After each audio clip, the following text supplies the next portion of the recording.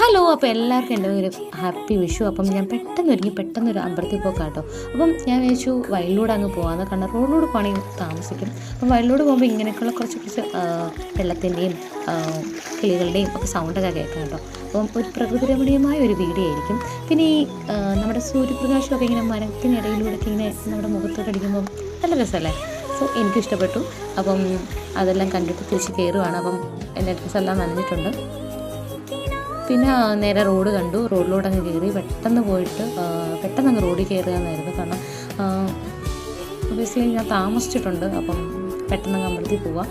അങ്ങനെ അമ്പലത്തിൽ ചെന്നതിന് ശേഷം പുറത്തുള്ള നടയിലൊക്കെ തൊഴുതു. അതിനുശേഷം അകത്ത് കയറുക.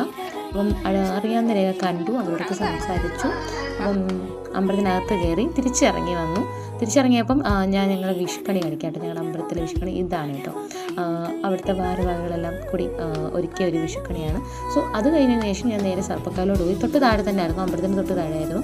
അപ്പോൾ അവിടെ എല്ലാം ഒന്ന് തൊഴുതൊട്ട് തിരിച്ച് വീട്ടിൽ പോവുക. ഇതാണ്.